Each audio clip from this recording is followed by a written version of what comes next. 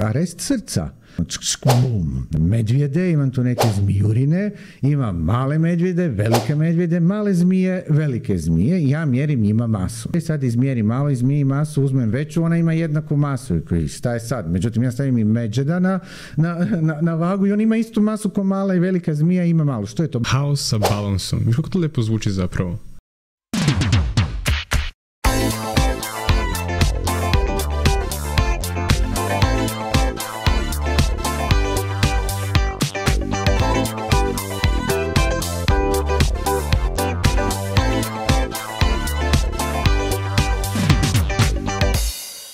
Dobrodošli, moje ime je Zvonimir Peranić. Ćao, moje ime je Lazar Radivojević. I vi slušate i gledate podcast Mrš. Lazare, jesi li nešto razmišljao od prošle epizode? I tekako jesam, ali za promjenu, da. I odlučio sam zapravo da donesem neke radikalne promjene u svom životu, znaš. Malo sam me postakao. Prvo sam me postakao sa pitanjima, pa sam me onda postakao sa izborima, pa sam malo naveo na pravi put sudbine izbora ponovo i sada, znaš, vreme da se donesu neke promjene. Znači, za promjenu si malo razmišljao. Za promjenu sam malo razmišljao, tako je, o pravim stvarima. A što je promjena? Pa nešto što ne radiš svakidašnje, ne? Pa da, ljudi obično... malo da promijenimo. Da. Što smo zadnji put promijenili u svom životu? Kada ste zadnji put birali biti nešto drugčije ili napraviti nešto što do sad nikada niste? Možete li očekivati da će se u vašem životu nešto promijeniti ukoliko ne činite druge stvari, ukoliko ne birate nešto drugo? I koliko od vas misli da ne može napraviti ništa jer je mali, beznačajni i da male promjene ne mogu napraviti velike izbore i drugačijosti u životu? Niste vi krivi, znači neko se je pogrešno odlučio. Inače, došao mi ponovo Albert Einstein sad u glavu kad si rekao koliko puta raditi iznova iste stvari i očekujete neku drugu pomenu. Da, sa ovim pitanjem. To je on rekao. Da, to je on isto rekao. Na malo drugačiji način. Na drugačiji način. Mi u fizici imamo različite stvarčice. Jedna je butterfly efekt za koji su vjerojatno ljudi čuli, a to je službeni naziv za nešto što se zove osjetljiva ovisnost o početnim uvjetima. Dakle, to znači da, vjerojatno smo čuli da lepet krila u Japanu za 2 godine uzrokuje tornado na Floridi. Ne? To znači da ta osjetljiva ovisnost o malim uvjetima je itekako bitna. Osjetljiva ovisnost o početnim uvjetima je bio temelj jedne potpuno nove teorije koja je toliko zaludila fizičare da nisu znali što i kako je nazvati. Ne? Ona se počela razvijati 60. godina prošlog stoljeća kada su računala došla u cijelu priču. Edward Lorenz je recimo promatrao modele klime. Znači tu je hidrodinamika i tako dalje, dinamika fluida. Dakle, klime na zemlji, recimo. Ne? I sad gledam ako imam jednadžbe, što si mislio za hlađenje i zagrijavanje? Ima uređaj. Ja, to je još, mislim da nije bilo 60-ih, ali dobro. On je proučavao, dakle, ukoliko stavim neke diferencijalne babaroga jednadžbe unutra koje će mi reći kolika je temperatura, koliki je tlak, koliki je vjetrova i tako dalje, i propustim kroz kompjuter u neke iterativne postupke, dakle postupke koje se ponavljaju, jer mi imamo ponavljanje godišnjih doba, pa onda imamo ponavljanje godina, ja mogu s kompjuterima tad jako brzo proučavati što se događa sa klimom, ne, na zemlji. I onda tako pustim 100.000 godina i vidim u čemu se zapravo zbiva.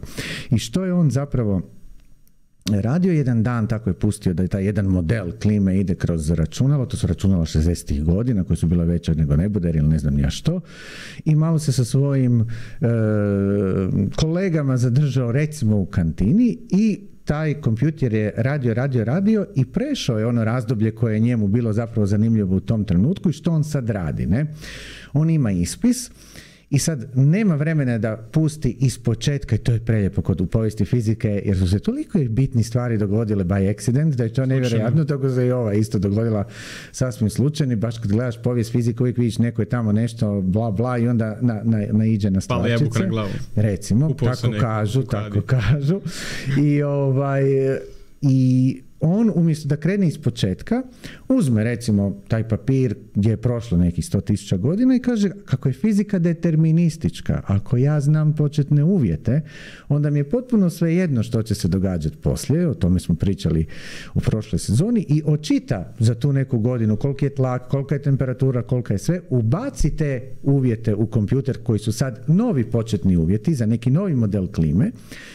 No kako su to početni uvjeti tog svijeta u kompjuteru koji je takav, znači to je svijet koji je kreiralo računalo, jedna potpuno nova virtualna stvarnost o kojoj će se puno više početi govoriti 50 godina kasnije, a artificial intelligence nekih 60-70 godina kasnije, odnosno danas, to je svijet koji u tom računalu postoji i on očekuje, pošto je fizika deterministička, pošto imam jednadžbe, kad upacim početne uvjete, da će se ta klima razvijati onako dalje od toj točke kako treba. I zaista, pokrene model klime i prvih 10, 20, 50, 100 godina je to vrlo slično. Ne ista godišnja doba, ista temperatura, međutim u jednom trenutku se ta dva modela potpuno razilaze.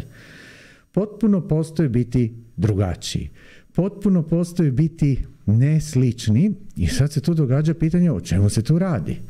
Da li ideja determinističke fizike pada u vodu? Da li priča o sudbini pada u vodu?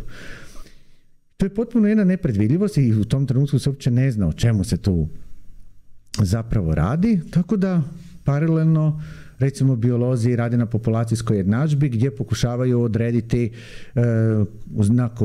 u jednom jezeru primjerice koliko riba se može tamo nakotiti da bi one mogle normalno funkcionirati i živjeti. Pa u ovisnosti gdje je to jezero, da li je na planini, pa da je niska temperatura, pa koliko ima isušenja vode, koliko ima leda, stavi se neki parametar, stavi se jednadžba, to se izvrti, recimo imam 1000 riba prve godine, druge godine 1200, bla bla bla. Ako imaš početne uslove, možda predviš. Točno. I dođeš nakon nekog vremena, a to je nekih 0,68, znači 78% kapaciteta, to je za te ribice tu najbolje, ne? E sad, ta jednadžba ovisi, tipa ako je jezero u Africi, onda će taj parametar koji određuje mogućnosti uslova života biti drugačiji, ne? Pa će se on zadržati na 38%, jer se tamo može isušiti, pa će one izvrnut se, dignut sve 4 peraje u zrak ili ne znam ja što se kod riba ponovo kaže, da. I onda u ovisnosti o tom parametru, znači ako ubaci majkulu, naravno da se neće ih baš toliko preživjeti jer će ova tamo ih malo njupati, jesti i tako dalje, znači taj parametar ovisi o ovisnostima koji su tamo, međutim kad taj parametar ne raste, onda se dogodi nešto zanimljivo. A to je da jedne godine se recimo populacija zadrži na 78%, drugi dan na 48%, pa 78-48%. Znači počne varirati populacija svake 2 godine oko nekog postotka, što je različito od ovog prvog slučaja kad se ustali oko jedne vrijednosti i tu je sad ona takva kakva jeste. Što se taj R parametar više diže, to se onda opet dogodi dijeljenje, možda kao i ono kvantno dijeljenje, gdje se oko 4 godine, svake 4 godine se ponavlja. Znači u ciklusima od 4 godine se ponavljaju brojčanost populacije tih ribuskara u tom jezeru, ne? Pa onda nakon 8, pa onda nakon 16, pa onda nakon 32, pa nakon 64 i u jednom trenutku kad taj R postane jedna brojka koja je dosta velika, sve se pošemeri i pogubi. Nema više predvidljivosti, nema ponavljanja, nemamo pojma koje godine će se koja populacija u tom jezeru pojaviti. Previše informacije za praćenje. Ne, informacije su i dalje iste, samo što je parametar, brojčana vrijednost njegova drugčija, ne? To je nešto slično ko sa ovim što je bilo prije. Onda je Mandelbrot išao raditi, kako se zove, sa svojim grafom neke cijene pamuka koje je proučavao, on je bio iz ekonomskog područja, išao je na neki skup i vidio je graf koji je bio potpuno identičan njemu. U znanosti mi kad ti neko objavi nešto prije, gotovo, može se slikat, ne? To je to. Međutim, taj graf, koliko god je bio identičan, uopće nije proučavao cijene pamuka, nego neke druge skupove, to mi je bilo čudno o čemu se ovdje radi. Svi ti nezavisni u to vrijeme, vremenska prognoza, populacijske jednadžbe, cijene u ekonomiji i tako dalje, pokazivali su neke obrasce koji su bježali u kaotične režime. Pa je teorija nazvana teorijom kaosa, jer se više nije znalo tko tu pije, tko tu plaća. U fizici i matematici tada je nešto što je periodičnost bilo normalno. Kad bi se takve stvari dogodile, rekli bi, ili se pokvario instrument ili nije dobar model, jer to nema veze s vezom. Što je Lorenz napravio?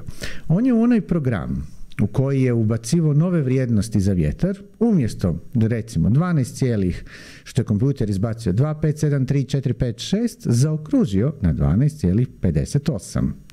Jer je mislio da ovih 0,01 je mali vjetrić koji nema apsolutno nikakve veze da će napraviti na cijeloj zemlji neku promjenu. Ali upravo to zaokruživanje na tisućinku, 10 ili ne znam koju decimali, taj mali vjetrić, mali tlak, mala promjena temperature je uzrokovala ogromne promjene za 10, 20, 30, 100 godina u klimi, u populaciji riba, u populaciji neke boleštine, danas sutra vidjet ćemo, u ekonomskim krizama, u kretanju cijena bilo kojih proizvoda, gdje i kako dalje. Znači, sve ovo što si rekao, to ti kao kad staviš trulu jabuku među zdrave, to hoće kaži? Ne. Ne?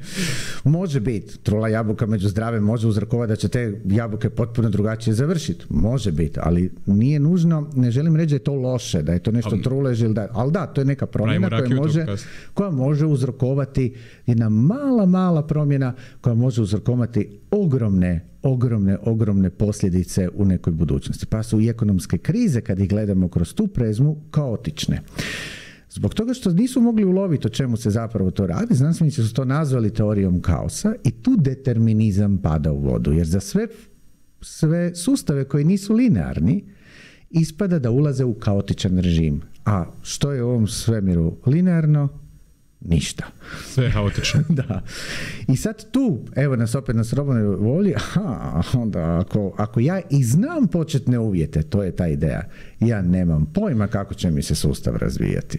Znači, gdje je ta granica? Ti kad imaš početne uslove da sa bilo čime, ti možeš da pretpostaviš i možeš da znaš sa čim radiš i u prvih 5 godina 10 ili u prvih 5 primjera 10, ali što dalje odeš, to postaje veći haos i što dublje zapravo kreneš da ideš u to već... Nije dublje, dalje. Ako uzmemo vremenu. Arest srca, recimo, arest srca je bio nešto što se u medicini gledalo kao, znaš, bum, ne? Kardiokaotičari. Sada, ukoliko srce gledaju kao na sustav koji može biti u regularnom režimu rada, a koji će zbog nekog malog uvjeta skočiti u kaotičan režim rada, u kojem mi ne možemo predvidjeti kako će ono kucat, onda teorija determinističkog kaosa kaže nema dum 120 volti, nego jednu malu miliamper struju poslati u točno određen dio srca koji je zapravo osjetljiva ovisnost o početnim uvjetima, gdje ga u tom čoporu kaosa se može staviti u prozor reda i cap vratiti zapravo nazad u regularan režim. Ako gledamo naše tijelo koje ima fraktalno-geometrijske otiske, to je sad opet nešto drugo, jer je geometrija kaosa fraktalna, a vidimo da je cijela priroda fraktalna, onda vidimo da je priroda oko nas skroz nešto drugo. Međutim, u tom kaosu postoji jedna druga vrsta reda, zato se to zove teorija determinističkog kaosa. Ne ono... Kaos koji ima red. Da, koji ima red. Red u kaosu je taj da ovi skokovi na 2 točno se u istim omjerima događaju u bilo kojem sustavu koji ulazi u kaos. Haos sa balansom. Kako to lijepo zvuči zapravo? Pa ne bih rekao balansom, ali redom, ne? Da, ali dobro zvuči. To ti je otprilike ovako. Ja nemam pojma što je masa, ok? I sad imam tu neke medvjede, imam tu neke zmijurine, imam male medvjede, velike medvjede, male zmije, velike zmije i ja mjerim njima masu, ne?